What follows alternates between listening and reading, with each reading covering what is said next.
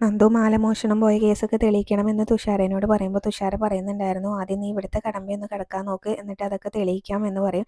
പിന്നെ രാത്രി നന്ദു ഉറക്കമില്ലാതെ അങ്ങനെ കിടക്കുന്നൊക്കെ തുഷാര ശ്രദ്ധിക്കുന്നുണ്ടായിരുന്നു. അപ്പോൾ അതുകൊണ്ട് തന്നെ പറയും, നമ്മൾ തമ്മിൽ കുറച്ച് മാസത്തെ പരിചയമുള്ളെങ്കിലും അനി നിന്നെ സ്നേഹിക്കുന്ന പോലെ തന്നെ നീ അനീനെ തിരിച്ചും സ്നേഹിക്കുന്നുണ്ട്. പിന്നെ വീട്ടുകാരെ ഭയന്നിട്ട് നീ മാറി നടക്കുകയാണ് എന്ന് പറയട്ടെ. ഒരു 10-30 മിസ് കോളെങ്കിലും നിനക്ക് ഒരു ദിവസം അനിയുടെ വരുമല്ലോ, അത് വന്നിട്ടില്ലെങ്കിലും നിനക്ക് ആകെ സങ്കടമല്ലേ എന്നൊക്കെ പറയുമ്പോൾ നന്ദു അതങ്ങ് സമ്മതിച്ചു കൊടുക്കുന്നില്ല കേട്ടോ. അപ്പോൾ തുഷാര പറയും, നമ്മൾ സെയിം പ്രായക്കാരല്ലേ, അതുകൊണ്ട് നിൻ്റെ മനസ്സൊക്കെ എന്താണെന്ന് എനിക്ക് മനസ്സിലാവും എന്നൊക്കെ പറയുന്നുണ്ട് കേട്ടോ. പിന്നീട് നമ്മുടെ ജലജയാണെങ്കിലും നവ്യനോട് വന്നിട്ട് പറയുന്നുണ്ടായിരുന്നു, നോക്ക് നവ്യ, നീയും കുഞ്ഞും ഇങ്ങോട്ട് വന്ന ശേഷം നിങ്ങൾക്ക് എന്തെങ്കിലും പ്രാധാന്യം ഇവിടെ ഉള്ളവർ തരുന്നുണ്ടോ?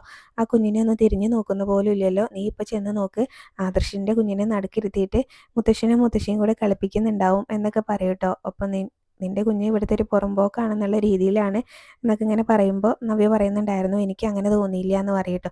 പിന്നീട് ജലജയാണെങ്കിൽ ഓരോന്നങ്ങ് പറഞ്ഞു കൊടുക്കുകയാണ്, നീ എന്നെ ഒന്ന് ആലോചിച്ച് നോക്ക്, നിൻ്റെ അമ്മയും അച്ഛനും സന്തോഷത്തോടു കൂടിയല്ലേ നിന്നെ ഇവിടെ കൊണ്ടാക്കിയത്, നീ ഇപ്പം ഒന്ന് അങ്ങോട്ട് വിളിച്ച് ചോദിച്ചു നോക്ക്, ഇതൊരു മരണവീടായിരിക്കും എന്നൊക്കെ പറയും കേട്ടോ. അവരിങ്ങനെ ആദർശിനെ അത്രയും വിശ്വസിച്ചിരുന്നതല്ലേ, അതല്ലേ ഒറ്റ നിമിഷം കൊണ്ട് ഇല്ലാതായത്, ആ സന്തോഷമൊക്കെ പോയില്ലേ എന്നൊക്കെ പറയും. അപ്പോൾ അതൊക്കെ ശരിയാണെന്ന് നവ്യ സമ്മതിക്കുന്നുണ്ടായിരുന്നേ.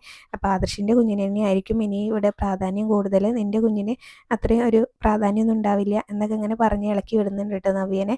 നവ്യാണെങ്കിലും ദേഷ്യത്തിൽ അങ്ങ് പോവുകയും ചെയ്യുന്നുണ്ടായിരുന്നു. ജലജയുടെ മനസ്സിലപ്പോൾ നവ്യനെ ഈ ഒരു കാര്യം പറഞ്ഞ് ചൂട് പിടിപ്പിച്ചാൽ നയനയും അതുപോലെ തന്നെ നവ്യയും പഴയ പോലെ കീരിയും പാമ്പും ആയിക്കോളും എന്നുള്ളതാണ് കേട്ടോ.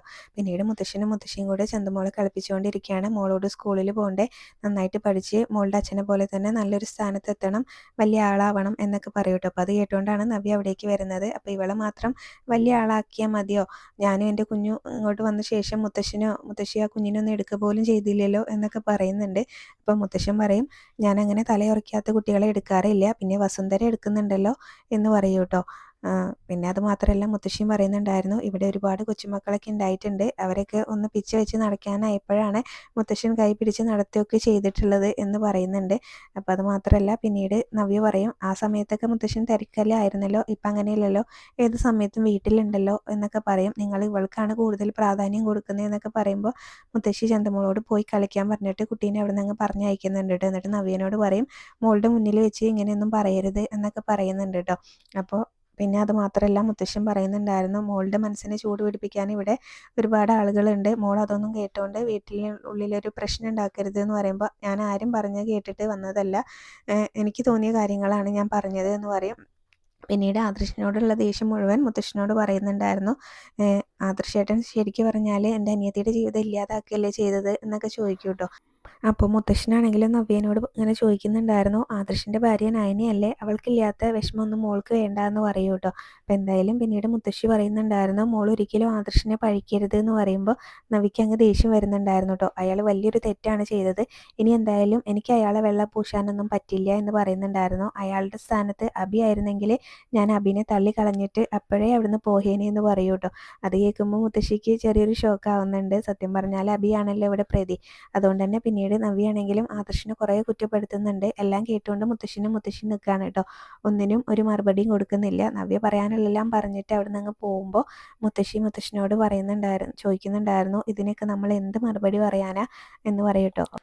അപ്പോൾ മുത്തശ്ശനാണെങ്കിലും പറയുന്നുണ്ടായിരുന്നു, ഇതിന് മറുപടി പറയാനൊന്നും നിൽക്കണ്ട, അവൾ പറഞ്ഞത് കേട്ടില്ലേ, ആദർശിൻ്റെ സ്ഥാനത്ത് അബി ആയിരുന്നെങ്കിൽ അവൾ അബീനെ തള്ളിക്കളഞ്ഞിട്ട് പോയേനെന്നുള്ളത്, അപ്പം നമ്മളായിട്ട് അതിനൊരു അവസരം ഉണ്ടാക്കണ്ട എന്ന് പറയും. പിന്നെ മുത്തശ്ശി അബീനെ കുറിച്ച് പറയുന്നുണ്ടായിരുന്നു, എന്നാലും അവൻ എന്താ ഇങ്ങനെയായി പോയത് എന്ന് ചോദിക്കും കേട്ടോ. അപ്പോൾ അവനെ ഇങ്ങനെ വളർത്തിയത് അവൻ്റെ അമ്മ ജലജ തന്നെയാണ്, ഇനിയിപ്പോൾ അവൻ മാറാനൊന്നും പോകുന്നില്ല എന്ന് പറയും. അവനെല്ലാ കുറ്റവും ആദർശിൻ്റെ തലയിലേക്ക് ഇട്ടിട്ട് ഇപ്പോൾ അവനങ്ങ് ഇതാക്കുകയാണ്, ഇനി ഇത് എവിടം വരെ പോകുന്നു നോക്കാം, അല്ലെങ്കിൽ അവനെ എങ്ങനെ തളയ്ക്കണം എന്നൊക്കെ എനിക്ക് നന്നായിട്ട് അറിയാം എന്ന് മുത്തശ്ശൻ പറയുന്നുണ്ട്. പിന്നീട് നമ്മുടെ ചന്തുമോളാണെങ്കിലും അവിടെ കുഞ്ഞിനെ കളിപ്പിച്ചുകൊണ്ടിരിക്കുകയാണ് കേട്ടോ. അപ്പോഴാണ് നവ്യ റൂമിലേക്ക് വരുന്നത്. നവ്യ അത് കാണുമ്പോൾ തന്നെ കുഞ്ഞിനോട് അങ്ങ് ദേഷ്യപ്പെടുകയാണ്, നിന്നോട് ആരാ ഈ മുറിയിലേക്ക് കയറാൻ പറഞ്ഞത്, നിന്നോട് ഞാൻ സ്നേഹത്തോടെ പറയുകയാണ്, നീ എൻ്റെ കുഞ്ഞിൻ്റെ അടുത്തോ ഈ മുറിയിലേക്കോ കയറി പോകരുത് എന്ന് പറയും. അപ്പോൾ അത് കേട്ടുകൊണ്ടാണ് നയന അവിടേക്ക് വരുന്നത് കേട്ടോ. അപ്പോൾ എന്താ ചേച്ചി ഇതൊരു കുഞ്ഞല്ലേ, കുഞ്ഞിനോട് ഇങ്ങനെയൊക്കെ പറയാൻ പാടുണ്ടോ എന്നൊക്കെ ചോദിക്കും കേട്ടോ. അപ്പോൾ നവ്യ പറയുന്നുണ്ടായിരുന്നു, ഇത് നിൻ്റെ കുഞ്ഞായിരുന്നെങ്കിൽ എൻ്റെ മോനെ പോലെ തന്നെ ഞാൻ ഇവളെ സ്നേഹിച്ചേനെ, പക്ഷേ ഇവൾ നിൻ്റെ ജീവിതത്തിൽ ആണിയടിക്കാൻ വന്നിട്ടുള്ള ഒരുത്തിയാണ് എന്നൊക്കെ പറയുന്നുണ്ടായിരുന്നു. അപ്പോൾ അത് മാത്രമല്ല, ഇവൾക്ക് കുഞ്ഞിനെ കണ്ടപ്പോൾ കളിപ്പിക്കുന്നത് ഒരു സന്തോഷമായി കാണും എന്ന് പറയുമ്പോൾ എൻ്റെ കുഞ്ഞിനെ കളിപ്പിച്ചിട്ട് അവൾ അങ്ങനെ സന്തോഷിക്കേണ്ട, ഇവളെൻ്റെ റൂമിൽ കയറാനും പാടില്ല എന്നൊക്കെ തന്നെയാണ് നവ്യ പറയുന്നത്. പിന്നെ അത് മാത്രമല്ല, ആദർശിനെ കുറേ കുറ്റപ്പെടുത്തുന്നുണ്ടായിരുന്നു. ഞാൻ അഭിനോട് തന്നെ പല തവണ ഇങ്ങനെ ആദർശേട്ടൻ്റെ കാര്യം പറഞ്ഞ് ഇങ്ങനെ അവനെ ഇതാക്കിയിട്ടുണ്ട്. ഇപ്പോൾ അതൊക്കെ എനിക്ക് വല്ലാതെ ഇതായിട്ട് തോന്നുന്നുണ്ട് എന്നൊക്കെ പറയൂ. സത്യം പറഞ്ഞാൽ അഭിയാണല്ലോ കല്യാണത്തിന് മുന്നേ പല പെൺകുട്ടികളായിട്ട് ഇങ്ങനെ ചുറ്റി നടന്നതും കല്യാണത്തിന് ശേഷം അവൻ ഒരുപാട് പെൺകുട്ടികളായിട്ട് നടന്നിട്ടുണ്ട്. അതൊക്കെ എനിക്കറിയാം. പക്ഷേ അയാൾ ചെയ്ത പോലെ വലിയൊരു തെറ്റ് അഭി ചെയ്തിട്ടില്ലല്ലോ എന്നൊക്കെയാണ് നവ്യ പറയുന്നത്. അപ്പം നയന ആ സംസാരം അങ്ങ് കൂടുതൽ നീട്ടി കൊണ്ടുപോകുന്നില്ല. അപ്പം അതുകൊണ്ട് പറയുന്നുണ്ടായിരുന്നു, ഇനിയിപ്പോൾ ഇതിൻ്റെ പേരിൽ നമ്മൾ തമ്മിലൊരു സംസാരം വേണ്ട എന്ന് പറഞ്ഞിട്ട് ചന്തുമോളെ എടുത്തുകൊണ്ട് നയന അവിടെ നിന്ന് അങ്ങ് പോവാണ് കേട്ടോ. പിന്നെ ആദർശിൻ്റെ അടുത്തേക്കാണ് ചെല്ലുന്നത്. അപ്പോൾ മോളൊന്ന് അനന്തപത്മനാഭനെ കളിപ്പിക്കാൻ ചെന്നതാണ്, അത് ചേച്ചിക്ക് ഇഷ്ടമായില്ല, ചേച്ചി മോളോട് ദേഷ്യപ്പെട്ടു എന്നൊക്കെ പറയും. അപ്പോൾ ആദർശാണെങ്കിലും ചന്തുമോളെ എടുത്ത് മടിയിലേക്ക് വെക്കുന്നുണ്ടായിരുന്നു കേട്ടോ. ഇനിയിപ്പോൾ മോളുടെ അച്ഛനാണ് എന്ന് പറയാൻ എനിക്ക് ആരോട് പറയാനും ഒരു മടിയില്ല. സത്യം തിരിച്ചറിഞ്ഞപ്പോൾ സത്യം പറഞ്ഞാൽ എനിക്ക് മനസ്സ് തുറന്ന് മോളെ സ്നേഹിക്കാൻ പറ്റുന്നുണ്ട് എന്നൊക്കെ പറയൂ കേട്ടോ. പിന്നീട് നയന പറയുന്നുണ്ടായിരുന്നു, ചില നേരത്തെ ചേച്ചിയുടെ സംസാരം കേട്ടാൽ എനിക്കെന്നെ ദേഷ്യം വരുന്നുണ്ട് എന്ന് പറയുമ്പോൾ ആദർശ് പറയും, നീ അവളോട് ദേഷ്യമൊന്നും കാണിക്കേണ്ട, സഹതാപം മാത്രം കാണിച്ചാൽ മതി. അഭി അതുപോലെ തന്നെ അപ്പച്ചിയും ഇങ്ങനെ അവളോട് എന്തായാലും നീതി കാണിക്കാൻ പോകുന്നില്ല, അവർ ഇങ്ങനെയൊക്കെ തന്നെ ആയിരിക്കും എന്ന് പറയുന്നുണ്ട്. എന്തായാലും മോളെ കൊണ്ട് നമുക്കൊന്ന് പുറത്ത് ഒന്ന് കറങ്ങാൻ പോയാലോ എന്നൊക്കെ ഇങ്ങനെ പറഞ്ഞിട്ട് നയനയോട് റെഡി ആവാൻ പറയുകയാണ് കേട്ടോ. ആദ്യം അവർ ചന്തുമോളെയും കൊണ്ട് അനഘയുടെ അടുത്തേക്ക് തന്നെയാണ് ചെല്ലുന്നത്. അനഘയ്ക്ക് പ്രത്യേകിച്ച് മാറ്റമൊന്നുമില്ല. പിന്നീട് അവരവിടെ ചെന്നിട്ട് മോളുടെ കാര്യം ഓർത്ത് വിഷമിക്കേണ്ട എന്നൊക്കെ പറഞ്ഞ് അനഘേനെ ആശ്വസിപ്പിക്കുന്നുണ്ടായിരുന്നു. ഇനിയിപ്പോൾ സത്യം അനഘ പറയണമെന്നൊന്നുമില്ല, മോളുടെ അച്ഛൻ ആരാണെന്നുള്ളത് ഞങ്ങൾ തിരിച്ചറിഞ്ഞു കഴിഞ്ഞു. എന്നെ പലരും കുറ്റപ്പെടുത്തുന്നുണ്ട്, അതൊന്നും ഞാൻ കാര്യമാക്കി എടുക്കുന്നില്ല. ഞങ്ങളെന്തായാലും മോളെ സ്വന്തം മകളെ പോലെ തന്നെയാണ് സ്നേഹിക്കുന്നത്, ഇനിയും അങ്ങനെ തന്നെ ആയിരിക്കും. അതുകൊണ്ട് മോളുടെ കാര്യം ഓർത്ത് വിഷമിപ്പിക്കേണ്ട എന്നൊക്കെ അങ്ങനെ ആദർശ് അനഘേനോട് പറയുന്നുണ്ട് കേട്ടോ. അപ്പോൾ അത് കേൾക്കുമ്പോഴും അനഘയ്ക്ക് ഭയങ്കര സങ്കടമുണ്ട്. എന്തായാലും അനഘയ്ക്ക് എന്തൊക്കെയോ പറയണമെന്നുണ്ട്, പക്ഷേ പാവം ഒന്നും പറയാൻ പറ്റില്ലല്ലോ എന്നിങ്ങനെ നയന അവിടെ നിൽക്കുന്ന ചേച്ചീനോട് പറയാണ് കേട്ടോ.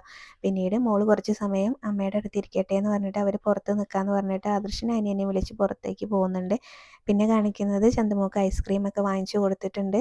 എന്നിട്ട് പറയുന്നുണ്ടായിരുന്നു, ഇനി നമുക്ക് ഇവിടുന്ന് നേരെ മോൾക്ക് ഡ്രസ്സൊക്കെ വാങ്ങിക്കാൻ പോകണം, അതുപോലെ തന്നെ മോൾക്ക് വേണ്ട ടോയ്സൊക്കെ വാങ്ങിക്കാം. ഇനിയിപ്പോൾ മോള് മാത്രമല്ലല്ലോ അവിടെ ഉള്ളത്, മോൾക്കൊരു അനിയനും കൂടെ ഇല്ലേ, അപ്പോൾ ടോയ്സൊക്കെ വാങ്ങിച്ച് രണ്ടുപേരും കൂടെ കളിക്കണം എന്നൊക്കെ ഇങ്ങനെ ആദർശ് പറയാണ് കേട്ടോ. അമ്മേനെ കണ്ടപ്പോൾ ഒരുപാട് സന്തോഷമായില്ലേ എന്നൊക്കെ മോളോട് ചോദിക്കുമ്പോൾ മോളും സന്തോഷമായി എന്ന് പറയുന്നുണ്ട്. ഇനിയിപ്പോൾ മോൾക്ക് വിഷമമൊന്നും വേണ്ട കേട്ടോ, ഞങ്ങളൊക്കെ ഇല്ലേ എന്നും പറയുന്നുണ്ട് കേട്ടോ ആദർശ്. പിന്നീട് നമ്മുടെ നവ്യാണെങ്കിലും മുടി ചീകിക്കൊണ്ടിരിക്കുകയാണ്. ആ സമയത്ത് അബിയുടേക്ക് വന്നിട്ട് ചോദിക്കുന്നുണ്ടായിരുന്നു, സുന്ദരിയാവാണോ എന്ന് ചോദിക്കും കേട്ടോ. ഏയ് അങ്ങനെയൊന്നുമല്ല, ഞാൻ ഇവിടുന്ന് പോയ ശേഷം തടിച്ചിട്ടുണ്ടോ എന്നൊക്കെ ഇങ്ങനെ അബിനോട് ചോദിക്കുമ്പോൾ, നീ തടിച്ചിട്ടൊന്നുമില്ല, അതുപോലെ തന്നെ ഉണ്ട് എന്ന് പറയും. നിനക്ക് 10-25 വയസ്സല്ലേ ഉള്ളൂ, ഒരു കുഞ്ഞിൻ്റെ അമ്മയാണെന്നൊന്നും പറയില്ല എന്നൊക്കെ പറയുമ്പോൾ, നീ അത്രയും എന്നെ സുഖിപ്പിക്കൊന്നും വേണ്ടാന്ന് നവ്യ പറയുന്നുണ്ട്. പിന്നീട് നവ്യ ചോദിക്കുന്നുണ്ടായിരുന്നു, നിനക്കൊരു ബ്രാഞ്ചിൻ്റെ ചുമതല തരാമെന്ന് പറഞ്ഞിട്ട് അതെന്തായി എന്ന് ചോദിക്കും കേട്ടോ. അപ്പോൾ അതൊന്നും ആയിട്ടില്ല, അതെല്ലാം ആദർശ് തീരുമാനിക്കേണ്ട കാര്യങ്ങളാണല്ലോ എന്നിങ്ങനെ പറയുമ്പോൾ നവ്യ അബിനോട് പറയുന്നുണ്ടായിരുന്നു, നീ ട്രസ്റ്റിലെ അംഗമാണെന്ന് പറഞ്ഞാലും അതൊക്കെ നമുക്ക് എപ്പോഴെങ്കിലും കിട്ടുമ്പോഴേ അല്ലേ ഉള്ളൂ. ഇനിയിപ്പോൾ മുത്തശ്ശൻ്റെ കാലം കഴിഞ്ഞാൽ നമുക്ക് എന്തെങ്കിലും കിട്ടുമെന്നും പറയാൻ പറ്റില്ല, എല്ലാത്തിൻ്റെയും തലപ്പത്ത് ആദർശല്ലേ ഇരിക്കുന്നത് എന്ന് നവ്യ പറയുന്നുണ്ട് കേട്ടോ. അപ്പോൾ ആദർശിനോട് ഭയങ്കര ദേഷ്യമാണ് ഇപ്പോൾ നവ്യയ്ക്ക് എന്തായാലും. പിന്നീട് നവ്യ പറയുന്നുണ്ടായിരുന്നു, ഇതെന്തായാലും നീ മുത്തശ്ശനോട് സംസാരിക്കണം, ഇവിടെ പലർക്കും പല നിയമമായാലും ശരിയാവില്ലല്ലോ, നമുക്കിപ്പോൾ ഒരു കുഞ്ഞൊക്കെ ഉള്ളതല്ലേ, അതുകൊണ്ട് എന്തായാലും ആ ബ്രാഞ്ചിൻ്റെ ചുമതല നിന്നെ ഏൽപ്പിക്കാൻ പറയണം എന്നൊക്കെ ഇങ്ങനെ പറയുമ്പോൾ, ഞാൻ പറഞ്ഞാൽ മുത്തശ്ശനൊന്നും കേൾക്കില്ല, നീ വേണം ഇതെല്ലാം മുത്തശ്ശനോട് സംസാരിക്കാൻ, നമുക്കിപ്പോൾ ഒരു കുഞ്ഞൊക്കെ ഉള്ള കാര്യം മുത്തശ്ശന് അറിയാവുന്നതല്ലേ, നീ വേണം സംസാരിക്കാനെന്ന് പറയുമ്പോൾ, ഞാനും മുത്തശ്ശനോട് സംസാരിക്കണമെന്ന് വിചാരിച്ചിരുന്നു, പിന്നെ മുത്തശ്ശൻ്റെ മുന്നിൽ നിന്ന് സംസാരിക്കാൻ ഒരു പേടി, അതുകൊണ്ടാണെന്ന് പറയും കേട്ടോ. അപ്പം അങ്ങനെ പേടിച്ചിട്ടൊന്നും കാര്യമില്ല, നമ്മൾ എന്തെങ്കിലും സംസാരിച്ചാലേ നമുക്ക് എന്തെങ്കിലും കിട്ടുള്ളൂ എന്നിങ്ങനെ അബി പറയുമ്പോൾ, എന്നാൽ പിന്നെ നീയും കൂടെ വാ, നമുക്ക് ഇപ്പം തന്നെ ഇത് പോയി ചോദിക്കാം എന്ന് പറഞ്ഞിട്ട് അബീനെയും വിളിച്ചുകൊണ്ട് നവ്യ പോകുന്നിടത്താണ് കേട്ടോ ഇന്നത്തെ എപ്പിസോഡ് അവസാനിച്ചിട്ടുള്ളത്.